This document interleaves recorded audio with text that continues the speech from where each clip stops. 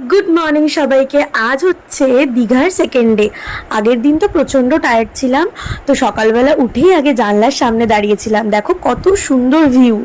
আর আমরা যেই সময় গেছিলাম দীঘায়, প্রচণ্ড ঢেউ দিচ্ছিল আর সেরকমই হাওয়া ছিল।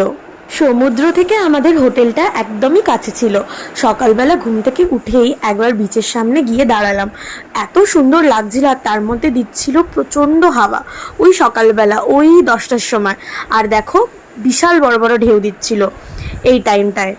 এরপর হোটেলে এসে ব্রেকফাস্ট করছিলাম, লুচি আর আলুর তরকারি। তারপরে আমরা চটপট গিয়ে রেডি হয়ে নিলাম, কারণ আমরা যাব জগন্নাথ ধামে। ও হ্যাঁ, আমরা কিন্তু অনেকজন মিলে এসেছি, মানে আমাদের টোটাল 3টে ফ্যামিলি এসছে। আর অনেক সবাই মিলে আমরা এনজয় করতে করতে এখন যাব জগন্নাথ ধামে। চলো, আমি কিন্তু একদম রেডি। ঘরটাকে তালা দিয়ে আমি চললাম গাড়ির দিকে। আমরা সবাই মিলে যেটা করে এসছিলাম, যে গাড়িটা করে, সেই গাড়িটা করেই যাচ্ছি। বাট এত রোদ ছিল, বাট ওয়েদারটা কিন্তু বেশ ভালো ছিল, খুব একটা রোদও লাগছিল না। এই যে ফাইনালি আমরা চলে এসেছিলাম। বেশিক্ষণ টাইম লাগেনি, ওই 15-20 মিনিটের মতো লেগেছিল। এখানে সিস্টেমটা ফার্স্টে বুঝতে পারিনি। তারপর আমরা ডালা নিলাম 50 টাকার, আর কিছুজন নিল 100 টাকার। তারপরে আমরা একদম ঢুকে গেলাম মন্দিরের ভেতরে। মন্দিরটা কিন্তু খুব সুন্দর করেছিল। আমরাই ফার্স্ট টাইম এলাম মন্দিরটায় উদ্বোধন হওয়ার পরে। ভেতরটা তো প্রচণ্ড সুন্দর ছিল, আর ওইখানটার পুকুরের মধ্যে অনেকগুলো পদ্ম ফুলও হয়েছিল। পুজো দেওয়ার পর আমরা চলে গেলাম বিচের ধারে, আমি আর মা মিলে। আর বাকিরা একটুখানি হোটেলে গেল চেঞ্জ করতে ড্রেস।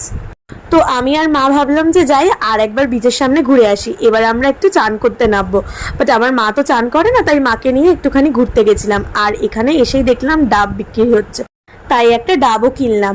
আর এমনিও আমার জল তেষ্টা পেয়েছিল, তাই আমি আর মা মিলে একটা ডাব খেলাম। তারপর কিছুক্ষণ বাদে আন্টিরাও সব চলে এসেছিল চান করার জন্য। আমরা সবাই চান করতে নেমেছিলাম, আর আমার ফোনটা ছিল মায়ের কাছে, তাই কোনো ভিডিও করা হয়নি।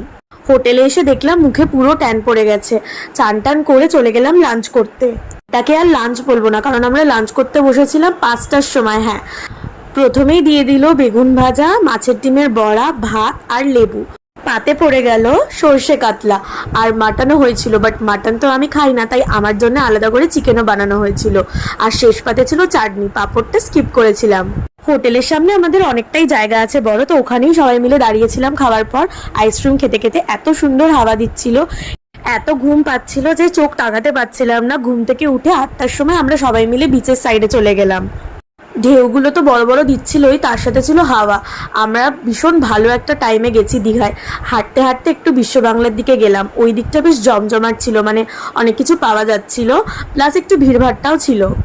শুধু তো আর ঘোরা